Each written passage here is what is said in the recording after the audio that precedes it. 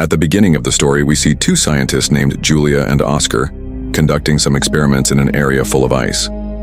For this, they had to drop bombs into the icy water and make some explosions.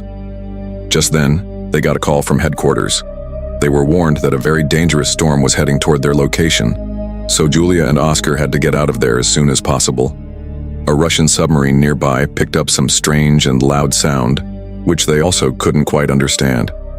The strangest thing was that the ocean waves were rising from the bottom upward. Julia's scanners started acting strangely, and the ice around their camp began breaking apart rapidly. Before leaving, Julia wanted to grab her research papers, but the storm was already way too close. So Oscar pulled her toward the snowmobile. Meanwhile, the submarine's captain discovered that the sound was coming from a living creature, and they immediately tried to get away from it, but suddenly something huge underwater crashed into the submarine. Above, Oscar and Julia were trying to run as the ice broke apart, but unfortunately, the ice ahead started breaking too. Their snowmobile, the only means to escape, caught fire, burned to ashes and sank into the water. Soon, the explosions completely destroyed their camp, and the remaining scientists slowly drowned to death. Over on the submarine, it was also taking continuous damage, and the crew was struggling to stay in their seats because everything was shaking violently. After some effort, they managed to fire, and the light from it revealed huge tentacles in the water. Then a man slammed into the glass screen and was thrown back, losing consciousness from the injury. Before the submarine could completely sink, an officer hit the emergency message button, and news of the submarine's disappearance reached the Russian Navy headquarters, because that submarine carried very important weapons. That's why they sent a rescue team to either save it, or if that wasn't possible, destroy it. This mission would be led by Victor, who was the brother of the submarine's trapped captain. His family was worried that Victor might also disappear there.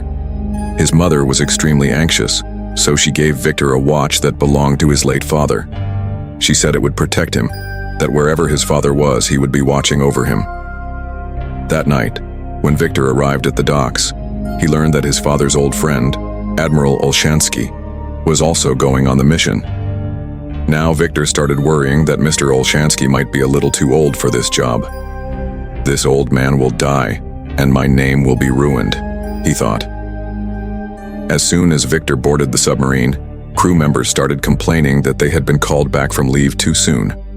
Meanwhile, Julia and Oscar were wandering in that icy storm. While trying to catch a signal on her phone, Julia got distracted and was about to fall into a deep ravine, but Oscar grabbed her just in time.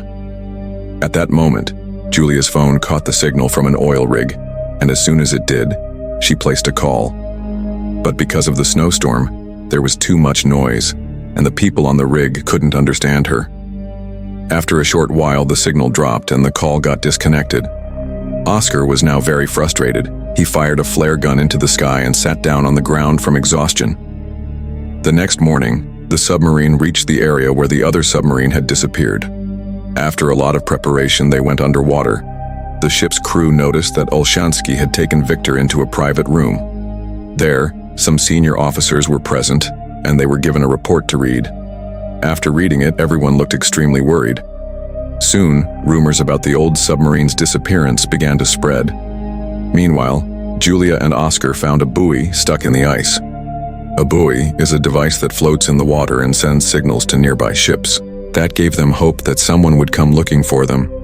After that, they stopped wandering and decided to stay put. When the submarine received the buoy's signal, they immediately headed in that direction. Suddenly, many whales started circling around the submarine, but the crew members tried to go down without harming them. One whale accidentally bumped into the screwhead. Then Olshansky told the crew to turn on the sonar, although Victor didn't agree with this. When the sonar was activated, the whales moved a little away, but in the blink of an eye, they came back close again. The crew couldn't figure out what was going on. Then suddenly, all the whales swam away. It turned out that a low-frequency sound was coming from that area, and suddenly the ocean floor began to rise. Then, in the darkness, a giant tentacle started moving, and with just one strike, it killed a whale. The submarine's crew couldn't even hear this sound. Then their radar signaled that a huge creature was about to collide with their submarine. Olshansky thought it might be an enemy ship approaching, so he ordered the crew to fire. But Victor didn't think this was the right order, so he told the crew to hide quickly. The submarine slipped into a crack in an ice wall. Whenever the submarine bumped into the ice, it shook, and the radar sound got even louder, causing pain in the ears of the people wearing headphones. As the strange enemy chased them, the crew had to stop the submarine because a wall was blocking their path. The good news was that the unknown pursuer had already left by then. When the crew was assessing the submarine's damage, Olshansky scolded Victor for taking a risk without thinking. Now they had no option left, so they would have to surface the submarine to repair it. Meanwhile, Julia and Oscar were huddled near some rocks trying to keep warm. Suddenly, they heard the sound of ice cracking, and the submarine emerged from the water. People from the submarine quickly came out to meet the survivors, even though they knew these two were not from the submarine that was attacked. The crew members listened to them carefully. Victor checked the buoy and then went to talk to Oshki.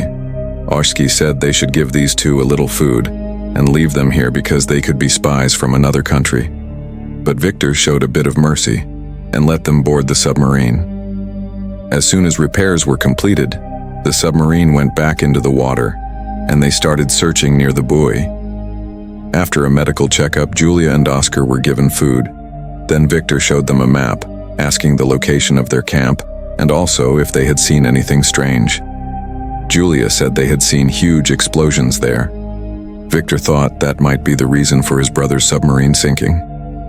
The entire crew started discussing the next plan, but Oshki said they should head back because the object seen on radar earlier could return, and if they were attacked again, it would be difficult to even send an emergency signal. But Victor was desperate to find his brother and ordered the submarine toward Julia's camp. Oshki pulled Victor aside and warned him that this was the second wrong decision he had made. If it happened one more time, everything would be over. Victor told one of his men that they had to hurry because if anyone was alive in the other submarine, their oxygen would be running out. Just then, Julia heard a strange sound. Oscar said it was sonar searching for another submarine. The search went on for a while, but then radar showed that the strange enemy was chasing them again. Victor told the crew to find a hiding spot like before, but this time there was no such place nearby. However, there was an oil rig close by, so Victor thought they might find a hiding spot there. As the submarine prepared to surface, the oil rig workers were shocked to see massive tentacles rising from the sea. They immediately sounded the alarm. The tentacles started attacking the rig and the entire structure began collapsing. In several places, huge explosions occurred. Many workers panicked and tried to escape, but there was nowhere to go because the whole structure was falling apart. As soon as the submarine lost contact with the rig, Victor used the periscope to see what was happening. When he saw the massive tentacles destroying the rig, he was terrified. He sent the footage to the screen so the entire crew could see what they were up against and how huge their enemy was. Once the rig was completely destroyed, the strange monster began chasing the submarine again, forcing them to turn immediately. Oshki thought showing the crew the giant monster was Victor's third mistake, and said directly that from now on, he would take command. He quickly ordered 2 torpedoes to be fired at it, and they hit the target directly. Oshki said, "That's how the job is done." But his face fell like a wilted flower when an officer reported that the enemy was still alive, and now coming at them even angrier. More torpedoes were fired. Another explosion hit the main target, but even that wasn't enough to kill the massive monster. The monster kept chasing the submarine and Olshansky froze in fear, unable to act. Then Victor took command again and told the crew to push the submarine as fast as possible. They managed to avoid most of the monster's attacks, but one tentacle struck the submarine, causing some damage. People working inside were badly injured. Victor's head hit, and he became dizzy. Some computers short-circuited and one even fell on a man. The submarine began sinking and the monster took the opportunity to strike again. Suddenly there was an explosion in the missile compartment, causing a major fire. The crew sealed off the area by shutting ventilation. 7 men stayed behind to try to extinguish the flames with fire extinguishers. But another massive tentacle strike made the submarine plunge even deeper. Radar showed the creature had surrounded them completely. When the crew looked closely, they realized the monster was a Kraken, a massive version of today's octopus, with many old legends written about it. Now, with only one missile left, they had to use it very carefully. They began discussing what to do next. Victor said to put the submarine in silent mode because sea creatures usually hunt by sound.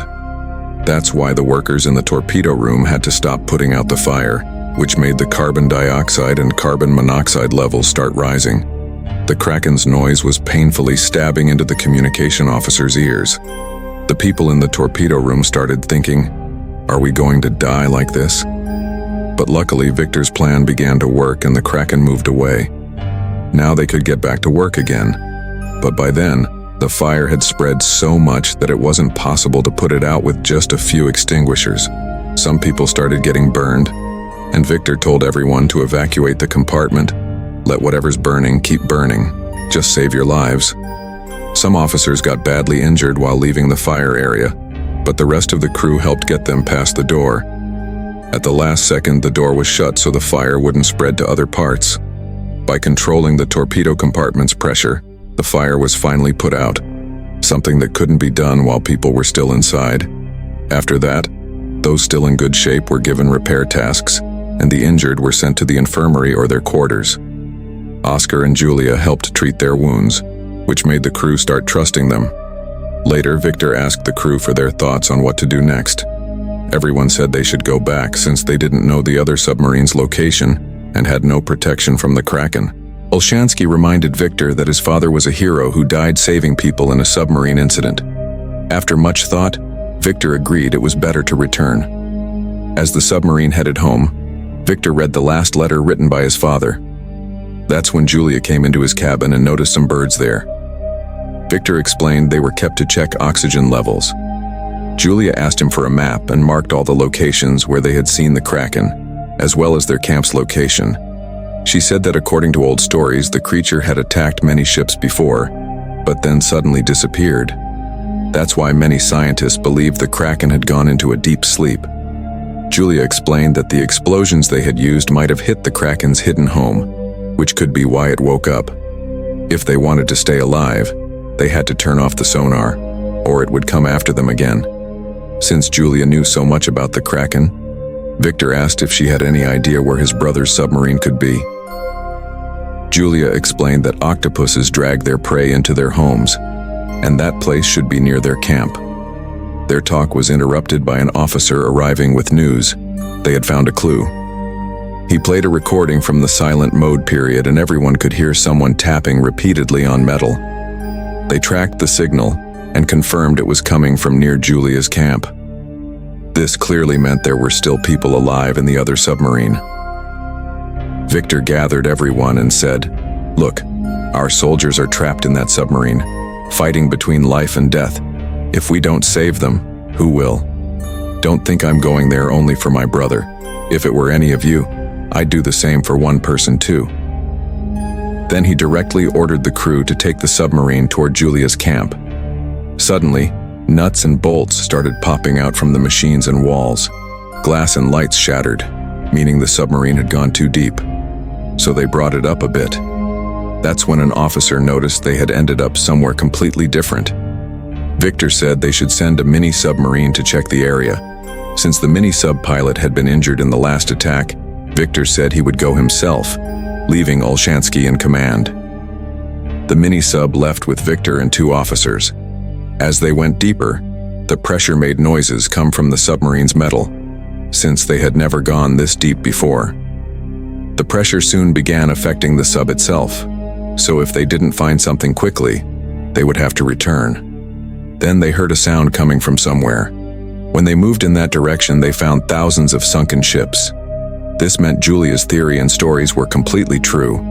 At last, they found the other submarine and checked its damage. The good news was that its front part was still intact, meaning some people might be hiding inside. They tried to connect this mini-submarine to the old submarine, but doing this under such pressure was very difficult. After many attempts, they finally made the connection. Victor put on a diving suit and went into the other submarine using the connection. Before opening the hatch, he knocked and went inside. feeling very happy because the crew was still alive. His brother Alexander too. They sent this news to the main submarine, and everyone there started celebrating happily. Alexander understood that they must have kept the submarine in silent mode so the Kraken wouldn't notice, and he sent signals intermittently. Victor sent as many fit people as possible in the mini-submarine, but it would take 2 trips to save everyone. Victor decided he would stay here with his brother, and a mechanic was sent along with the last pilot. They placed a tracker on the front part of the submarine, so their location wouldn't be lost. But then they remembered the Kraken could also catch this signal, so it was turned off. When the mini-submarine took off from there, the whole submarine shook once but didn't fall. Soon, they reached the main submarine and treatment for the rescued people began. The pilot driving the submarine was not fit for another trip, so Julia asked Oscar to help. Oscar had worked on the submarine before, so he agreed. When the mini-submarine left, Olshansky saw on the radar that the Kraken had started moving again. Meanwhile, Victor and Alexander went to find the dangerous weapons their seniors had requested. They went to the destroyed area and retrieved codes from a safe, but when they tried to enter the code into the computer, the system didn't work. Victor wasn't ready to give up, and after pressing many buttons, the computer turned on. They saw the weapons were still operational. The signals emitted from the weapon were caught by the mini-submarine, and following the signals, they reached there. But everyone in the main submarine was scared because the Kraken had come very close. The crew quickly landed the submarine at the bottom of the sea and switched to silent mode. The Kraken threw a large rock at the submarine, injuring it, and allowing water to start entering one compartment. The crew doubted how long they could keep the silent mode. Soon, the mini-submarine reached Victor's location, and during docking, the tracker accidentally turned on. The tracker was about to attack the main submarine, but as soon as it sent a signal, the Kraken moved toward its cave. Olshansky ordered the crew to take advantage of this moment and move up quickly. Meanwhile, Victor was trying to reach the weapons room through a pipe that had been blocked due to the Kraken's attack. Alexander heard the mini-submarine's dog signal and told his crew to leave while he waited for his brother.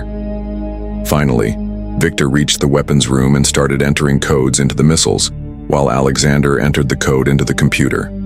Loading the weapons was taking some time. Meanwhile, the Kraken found them. Everyone mentally prepared for its attack. When its tentacles were circling the submarine, the 2 brothers talked and forgave each other for their old fights. The Kraken broke half the submarine in one strike, but that part was already empty. The Kraken was about to attack again. Both brothers pressed buttons simultaneously to fire the weapons. Water started entering the submarine, so Victor quickly went back to Alexander through the pipe.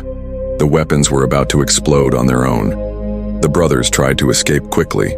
The submarine was sinking and strong waves were flooding the corridor, causing the brothers to get separated. Victor saw Alexander's hand coming out of the water. Victor immediately grabbed his hand and pulled him close, until Alexander was safely near him. The brothers climbed the stairs, got into the mini-submarine, and closed the door to keep the water out. Now only 2 minutes remained for the explosion. But the mini-submarine wasn't launching. When they started falling along with the main submarine, Victor remembered the emergency lever. Pulling it, the mini-submarine finally disconnected. Then they escaped quickly, and the shockwave from the exploding weapon spun the mini-submarine in the sea. Upstairs, everyone in the main submarine was just waiting for them to come back safely.